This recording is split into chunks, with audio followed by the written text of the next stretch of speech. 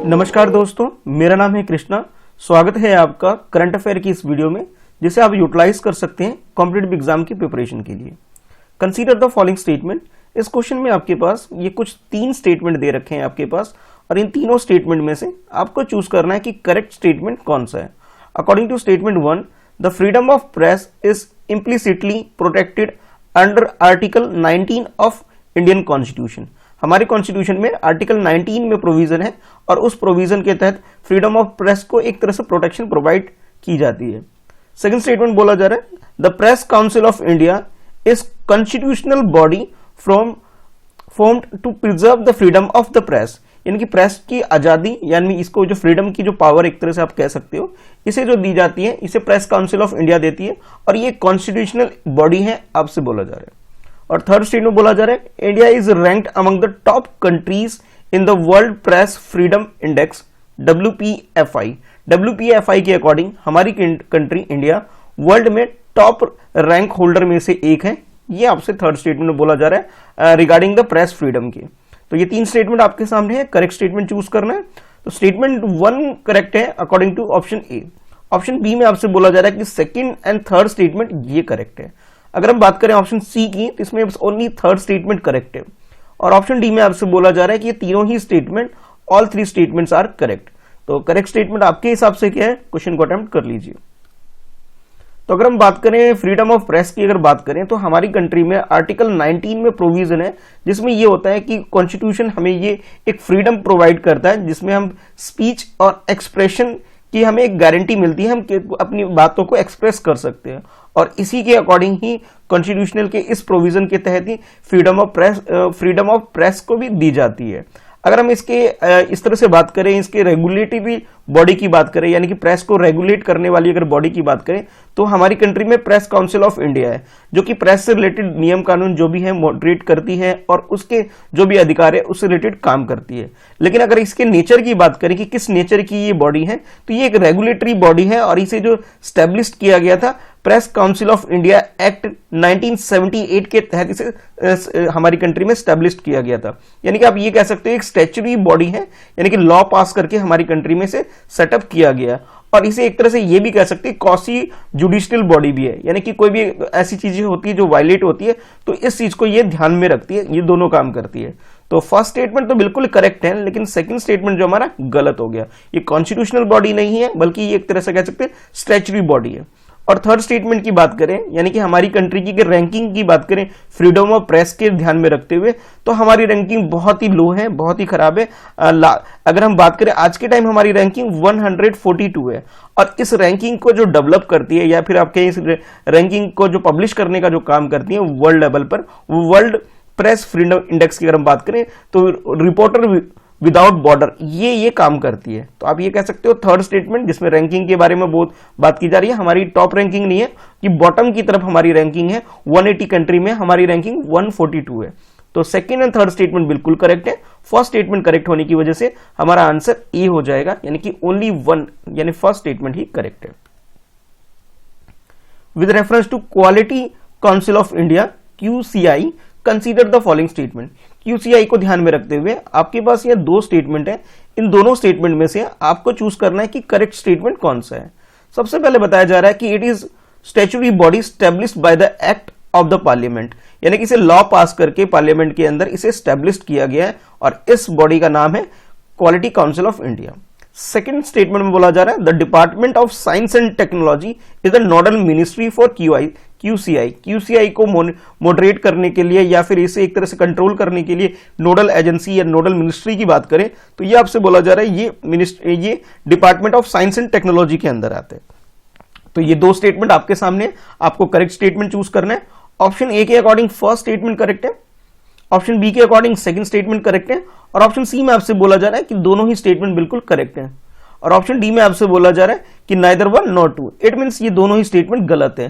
तो correct statement आपके हिसाब से क्या है, क्वेश्चन को अटेम्प्ट कर लीजिए।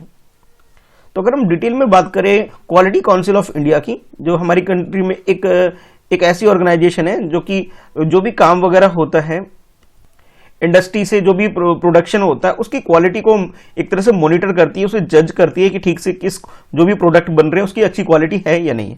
अगर इसे हम स्टैब्लिश करने की बात करें, इसे सेटअप कैसा किया गया था, तो ये एक तरह से आप कह सकते हो ये एक ऑटोनोमस बॉडी है हमारी कंट्री में। ऑटोनोमस बॉडी इसलिए है क्योंकि इंडस्ट्री, हमारी कंट्री में जो इंडस्ट्री है और जो गवर्नमेंट ऑफ इंडिया है, दोनों ने इसे ज्वाइंटली इसे सेटअप किया था, इसे स्टैब्लिश किया गया था। और इसे जो स्टैब्लिश किया था 1997 में से हमारी कंट्री में स्टैब्लिश किया गया था।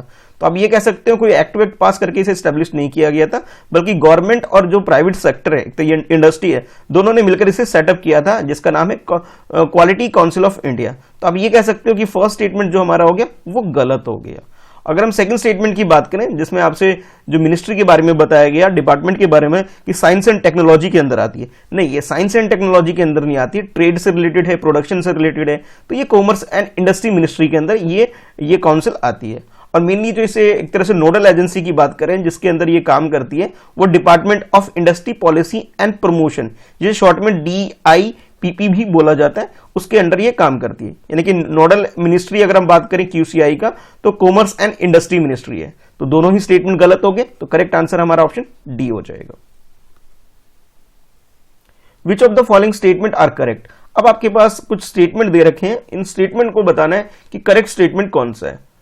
स्टेटमेंट 1 में आपसे बोला जा रहा है कि greater genetic diversity increase plant resistance to the pythons, कि अगर हम प्लांट की बात करें, किसी भी खेत में अगर फील्ड की बात करें, तो जो भी हम क्रॉप वगैरह लगाते हैं, अगर उसमें डाइवर्सिटी होगी तो उसमें एक ग्रेट रेजिस्टेंस क्रिएट होता है कि वो जो भी बीमारी वगैरह होती है उससे लड़ने की क्षमता उसमें ज्यादा हो जाती है। ये आपसे फर्स्ट स्टेटमेंट में बोला जा रहा है। सेकंड स्टेटमेंट की बात करें तो इसमें आपसे बोला जा रहा है कि cultivation of the pulses require more fertiliser than rice and wheat, कि राइस को और व्हीट के कंपैरिजन में अगर हम पल्सेस लगा रहे हैं, यानी कि दाल वगैरह लगा रहे हैं, तो इसमें ज्यादा फर्टिलाइजर की जरूरत पड़ती है। ये आपसे बोला जा रहा है सेकंड स्टेटमेंट पे। और थर्ड स्टेटमेंट में बोला जा रहा है कि Pusa 44 is the high yield variety of wheat, wheat यानी कि गेहूं की एक उपज कह सकते हैं, और उसके अंदर ये एक एग्जाम्पल आपको दे रखा है कि पूसा 44 है। तो ये 3 स्टेटमेंट आपके सामने है, आपको चूज करना है कि करेक्ट स्टेटमेंट कौन सा है, और उसी के अकॉर्डिंग आपका आंसर होगा। ऑप्शन ए में आपसे बोला जा रहा है कि फर्स्ट स्टेटमेंट करेक्ट है, ऑप्शन बी में आपसे बोला जा रहा है सेकंड स्टेटमेंट करेक्ट है, और ऑप्शन सी में आपसे बोला जा रहा है कि फर्स्ट एंड थर्ड स्टेटमेंट, यानी कि ये वाला फर्स्ट स्टेटमेंट और ये थर्ड स्टेटमेंट करेक्ट है, और ऑप्शन डी में आपसे बोला जा रहा है ऑल 3 स्टेटमेंट्स आर करेक्ट। तो करेक्ट स्टेटमेंट क्या है आपके हिसाब से, क्वेश्चन को अटेम्प्ट कर लीजिए। तो अगर हम बात करें फार्मिंग की बात करें, तो फार्मिंग में 2 तरह की खेती होती है, एक होता है मल्टी क्रॉप फार्मिंग कह सकते हो, और एक होता है मोनोक्रॉप फार्मिंग होता है। तो ये जो 2 टाइप ऑफ फार्मिंग है, एक मल्टी का मतलब यहां है कि उसमें एक साल के अंदर बहुत सारे क्रॉप लगाए जाते हैं, ताकि जो उसकी जो फील्ड है यानी कि खेत है उसकी जो क्षमता है वो बनी रहे, और जो भी उससे रिलेटेड जो बीमारी वगैरह होती है फसलों को वो नहीं होती है। लेकिन अगर हम मोनो की जगह मल्टी की जगह अगर मोनो फार्मिंग की बात करें, तो पूरे साल में इसमें पर्टिकुलर एक ही खेती होती है, और इससे क्या होता है, बार बार हम जब एक ही खेती करते हैं तो जो भी रेजिस्टेंस होती है वो कम होती चली जाती है, और जो भी बीमारी वगैरह फसलों को लगती है उसमें लड़ने की क्षमता भी कम हो जाती है। तो जो फर्स्ट स्टेटमेंट आपसे बोला जा रहा है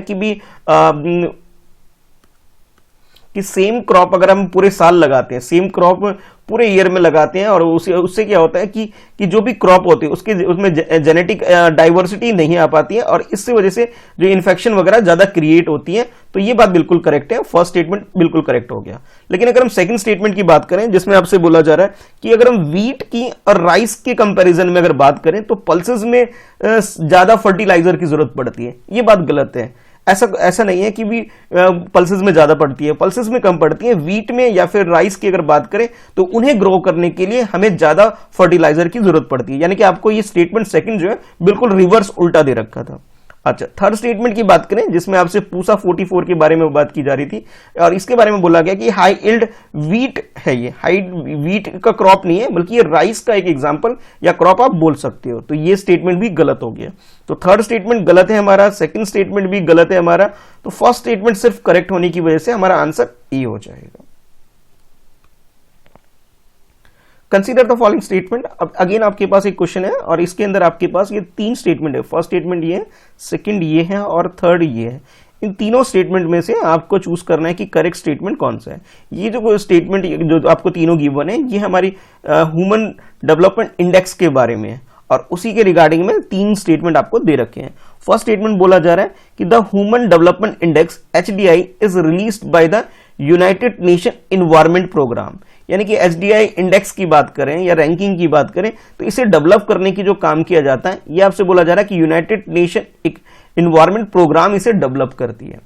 सेकंड स्टेटमेंट बोला जा रहा है कि human development report HDR 2020 has introduce planetary pressure adjusted human development index. इस इंडेक्स में कुछ और भी चीजें जो प्लैनेट से रिलेटेड जो चीजें उसे भी इसमें डाला गया है, ये आपसे सेकंड स्टेटमेंट में बोला जा रहा है।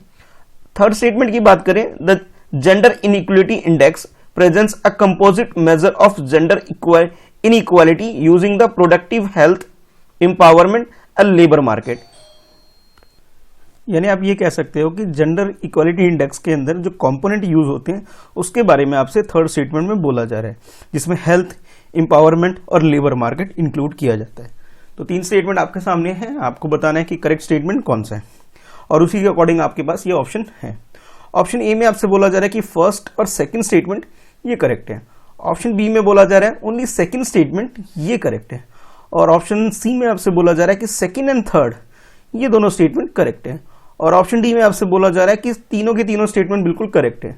तो करेक्ट स्टेटमेंट आपके हिसाब से क्या है, क्वेश्चन को अटेम्प्ट कर लीजिए।